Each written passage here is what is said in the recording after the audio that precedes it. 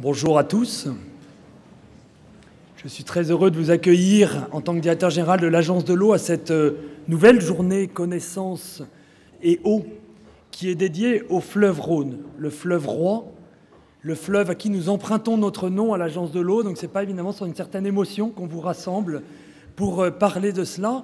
Il y a aussi parmi vous dans la salle d'éminents connaisseurs du Rhône, d'éminents acteurs gestionnaires du Rhône. Plus d'un ici ont écrit des livres, je pense à Jean-Paul Bravard, messieurs Amoros ou Roux, André Micou aussi nous rejoint. Bien, on a aujourd'hui un niveau de connaissance extrêmement élevé sur le Rhône ici.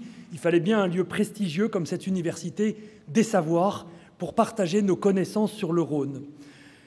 Ce qui arrive au fleuve Rhône, le fleuve roi, est forcément quelque chose qui arrive après à toutes les autres rivières, tous nos cours d'eau.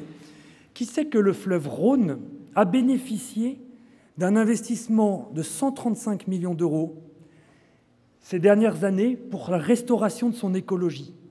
C'est 2 fois plus que ce qui est arrivé à la Loire, dans son plan Loire. C'est totalement historique et sans précédent. Pour cela, il fallait bien y mettre de la science. C'est ce que nous faisons aujourd'hui. Ce qui a été accompagné par des chercheurs, par des groupes comme la zone atelier du bassin du Rhône, présidée par Pierre Marmonnier, ou bien d'autres chercheurs qui vont nous présenter aujourd'hui leurs résultats sur le Rhône. Mais ce Rhône, que tout le monde croit extrêmement aménagé, ce Rhône, c'est aussi celui qui a 20 zones Natura 2000. C'est celui qui, pendant que nous parlons, en 2015, sera totalement libéré des zones les plus dégradées. C'est-à-dire les zones classées dans l'état le plus misérable auront totalement disparu du Rhône en 2015. A contrario, en bon état, déjà 8% du linéaire du Rhône le sera. Ces progrès, c'est aujourd'hui qui se passent. Ils sont guidés par la science. C'est le résultat d'investissements très importants, vous l'avez compris, mais aussi de toute une communauté du Rhône qui s'est construite.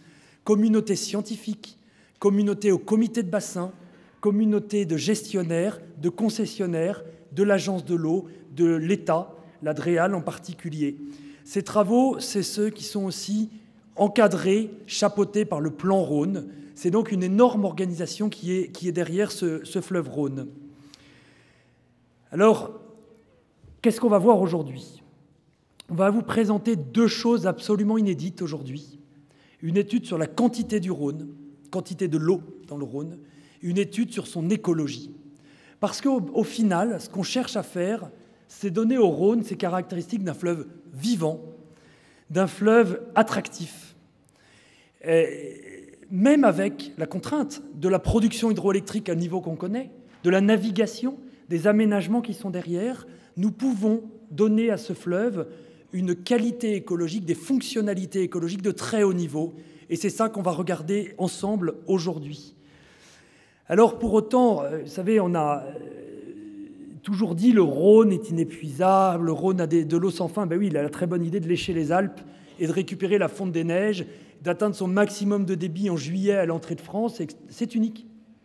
Et donc évidemment, on y a construit des sécurités incroyables, des centrales nucléaires, de la consommation d'eau potable, de l'irrigation, qui sont là. Je vous rassure, les études là-dessus nous montrent bien qu'aujourd'hui, ça passe bien. Ça passe même bien pour l'écologie. Que dans les années qui viennent, on estime 5 à 10 mètres cubes de consommation en plus, ça passe également. Oui, mais dans un scénario beaucoup plus lointain. Alors là, les questions vont commencer à se poser, qui suppose qu'on y regarde dès aujourd'hui. Pourquoi? Écoutez, 30% de débit en moins l'été par la perte de fonte des neiges en 2050, 30% de consommation en plus si on continue au rythme où on est pour l'irrigation, l'eau potable, l'augmentation de population, etc., commence à mettre le riz de Camargue en grand péril. L'intrusion saline remontera évidemment beaucoup plus fort et ce sera la fin de cette épopée du riz de Camargue. Le veut-on? C'est les choix qu'il faut poser aujourd'hui. Mais regardons déjà ce qui se passe. En mai 2011, déjà, le printemps était sec. Mais finalement, vous en rappelez-vous, beaucoup plus que d'autres printemps.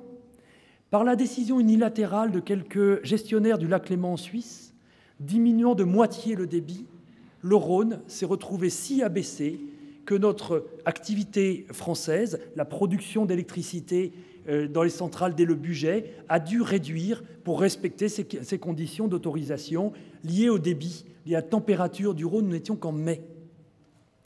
Cette situation, elle peut se produire dès aujourd'hui.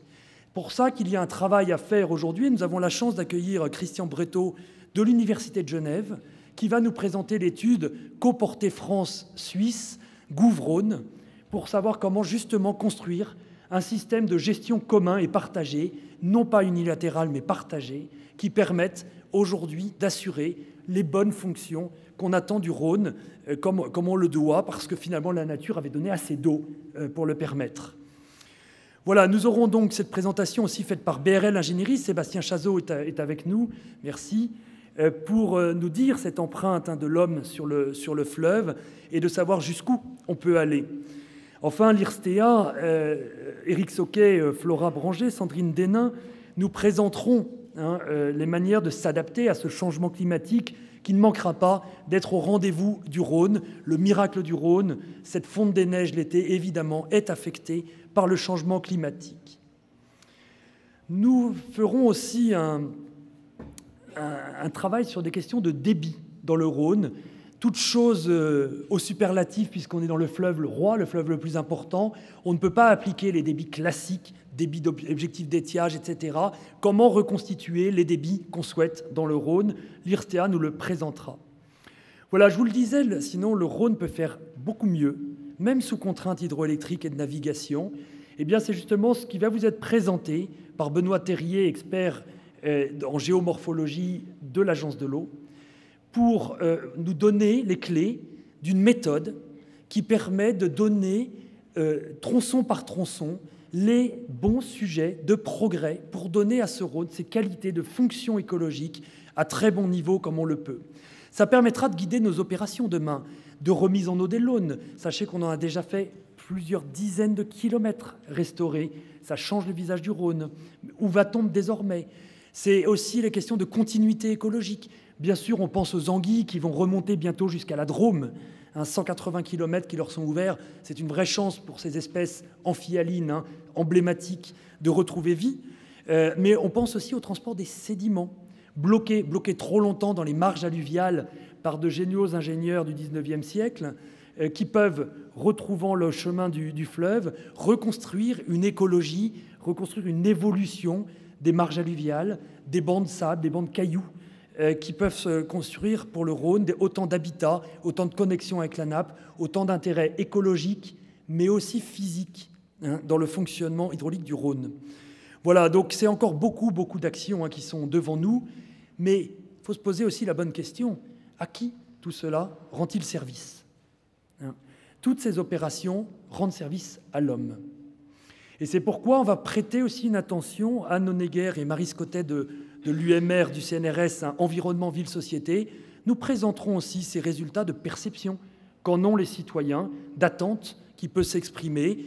Voilà, et nous aurons, avant le déjeuner, et pour animer nos débats du déjeuner, l'occasion d'écouter Stéphane Frioux, qui est ici dans ces murs de l'Université Lyon 2, historien de l'eau depuis très longtemps, qui nous présentera cette relation entre l'homme et les fleuves, depuis finalement plusieurs décennies qui se transforment et qui fait que nous allons aujourd'hui écrire une nouvelle page, tracer une nouvelle voie pour ce Rhône vivant, ce Rhône attirant, qui est encore à construire et qui commence à être construit de façon beaucoup plus efficace et qui est donc aujourd'hui en germe dans les présentations qui vous êtes faites de ces documents que vous avez eus à l'accueil. Voilà, alors pour l'Agence de l'eau, je vous le disais, c'est évidemment un moment important de parler du Rhône, puisque c'est notre nom propre. On connaît l'Agence de l'eau, évidemment, pour ses financements de stations d'épuration. Et qu'est-ce qu'elles ont libéré, nos rivières et nos fleuves, de la pollution organique. À Lyon seul, 100 tonnes de matière organique en moins par jour à la porte de Lyon, aux portes de Lyon. Mais c'est aussi cet acteur public de référence dédié au bon état de tous nos cours d'eau. Et c'est notre gloire de ramener le bon état des cours d'eau. Et je vais vous faire prendre conscience que par l'action que que soutient l'Agence de l'eau, mais qui sont portés par plein de maîtres d'ouvrage extérieurs, il se passe vraiment des choses aujourd'hui impressionnantes. Ce Rhône est en train de changer de visage, on est là pour ça aujourd'hui.